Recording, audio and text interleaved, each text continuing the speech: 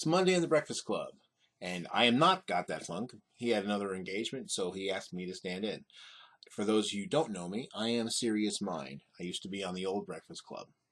Anyway, Paul asked me to stand in for him, and he said I could talk about whatever I wanted to. So today I'm going to talk a little bit about politics. That's been on my mind quite a lot lately, and if you were keeping up with current events, it's probably on your mind as well, especially if you're following this channel. So I want to say that I started off in the campaign being a big follower of Hillary. And then when Bernie Sanders got in the race, I really liked what he had to say more. I don't hate Hillary, but I certainly like Bernie more. And probably a lot of people watching this probably feel the same way. So I've been encouraged that he's been doing well and he's making a real race of it. You know, my feeling from the beginning is that even if he doesn't get the nomination, is that he will slide the Democratic ticket further to the left, more closer to where it needs to be, and he can be a broker and try to bring votes. And of course, if he is the nominee, I think hopefully he'll bring a lot of people in. And I say hopefully because I'm not entirely convinced. Not that he can't do it, or not that I certainly think that he's got a platform that will be good for America. But I've been a little concerned about my fellow Bernie supporters because as much as people seem to be enthusiastic or showing up to rallies and all this kind of thing, they don't seem to be showing up at the polls. You know, the overall vote tallies have been relatively close, which is good. But given the fact of all this supposed revolutionary support for Bernie, the turnout in the primaries is generally not great. I mean, it's never that good, but it's still not a lot better than it normally is. And shockingly and somewhat frighteningly, when it is higher, it's usually more for the Republicans, and that has me very concerned because I think that however you feel about Bernie or Hillary, getting Cruz or Trump would be an absolute disaster. Kasich is not a lot better. I heard some people say to me that they didn't think that the differences were that much between any of the Republican candidates and Hillary or the Democratic Party in general. And that's just not the case. If you just look who are the ones trying to block gay rights, trans rights, women's rights, minority rights, it's way more one party than the other. Maybe the other party is not doing enough to help, but they're certainly not doing as much damage as the other. So there's definitely a distinct difference. And the thing is, I know in some of these primaries, some people have complained that they got turned away and they cried for foul and tried to say that this was some sort of, vote fixing or something. But in a lot of these primaries, they're closed primaries. So in order to vote, not only do you have to be registered, but you have to be registered in the party you want to vote for. Some states have open primaries, but not all of them. And I don't think that's the majority yet.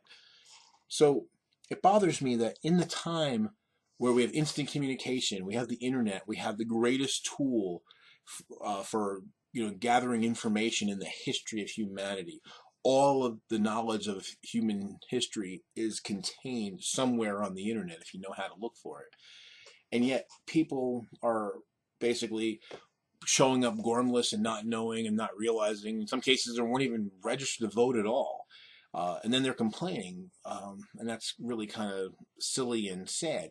I'm going to pull a movie line, and I hope you get the reference, and gold star if you do, you probably won't. The audience is a bit younger than I am. But this is not a tie that you can steal. This is a tie you're going to have to work for. And that's going to mean donating some time to the campaign, donating money if you can afford it, and getting out to vote and dragging your friends out to vote. And in order to do that, you got to find out what it takes. Because we have something unique here. People talk about how long the elections go, but in a lot of places, you do not have primaries outside of the U.S. Some places do, but generally speaking, you don't have this ability to shape who the candidate is in the general election. People complain that they don't like who runs in the general election, and they don't vote in the primaries. Well, then if you didn't vote in the primary, it's your fault. You have this opportunity to shape who the potential representatives are. So that's a pretty amazing thing. We really have two elections going on. And you might not like the various party rules, but remember, the rules are made by those parties.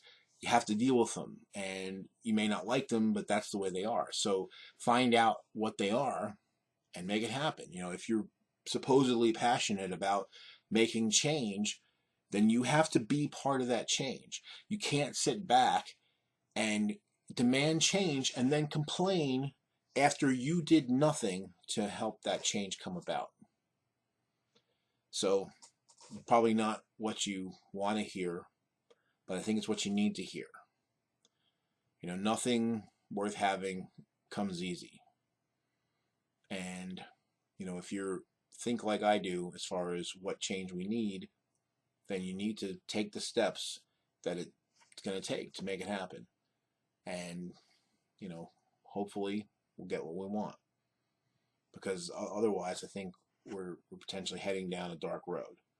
So, anyway, I don't know who's up tomorrow, but I'm sure they'll have rosier things to say than I do. But just a little tough love from Joe here. So be well. I don't know if I'll be back or when I'll be back, but if so, look forward to seeing you. If not, get out there and vote.